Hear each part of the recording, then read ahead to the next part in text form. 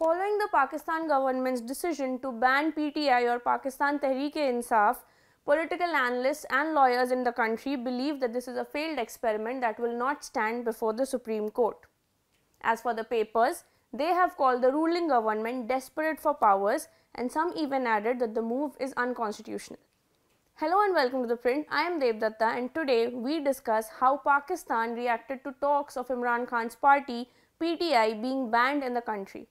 Now, the decision to ban the party was announced by Information Minister Atatullah Tarar on Monday and is being seen as an attempt to prevent PTI from becoming the single largest party in the Pakistan National Assembly. Pakistani journalist Hamid Mir told The Print that many parties have been banned earlier in Pakistan. Even PTI itself once banned the Tehreek-e-Labbaik or the TLP in Pakistan. All banned parties are active today with different names.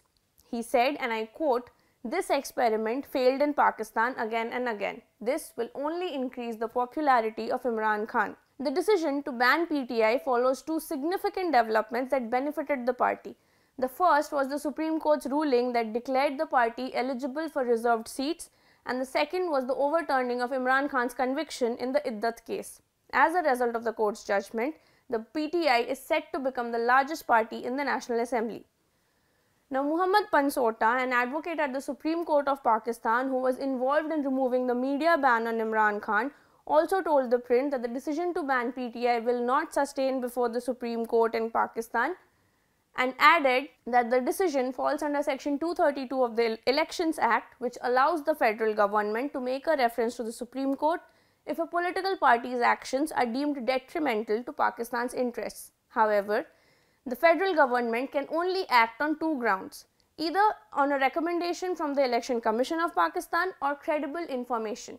Pansota added, "The information being cited currently lacks validity as it relies on unresolved cases with no conviction." He added, and I quote, "Without convictions, how can you assert that a party has engaged in any misconduct?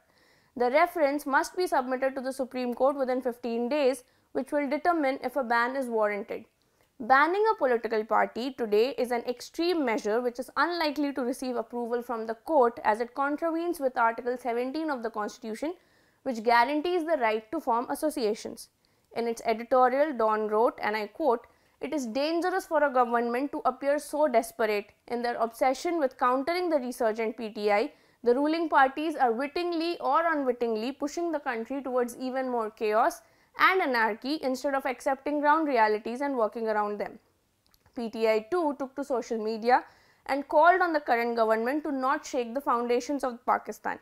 In a tweet, they said, "General Asim Munir and his government's mood is increasing after the process of returning the public mandate of Tehreek-e-Insaf, which was given on February 8, after which they started daydreaming about banning Tehreek-e-Insaf. General Asim Munir, take care and do not shake the foundations of Pakistan.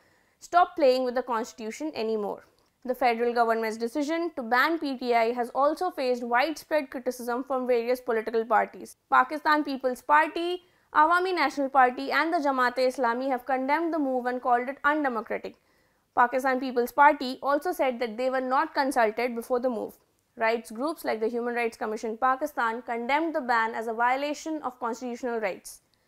Lawyer Salar Khan told The Print that the decision is a reaction to the Supreme Court's recent verdict declaring PTI-backed candidates' victories as PTIs. He said, and I quote, "This was very significant as prior to this, many of these seats were declared to be independent seats, with some even having been distributed among rival political parties, including the ruling coalition."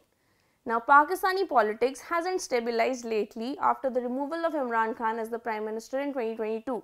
And the question of power distribution between the establishment and the parties remains unsettled. Khan added that the decision to ban the PTI reflects a clear escalation and seems like a desperate attempt to suppress the party's popularity in the face of the government's successive failures. He said, and I quote, "Interestingly, it was the Supreme Court that spurred this with its recent decision, and now, as so often happens, it is the Supreme Court that will consider the question of the dissolution."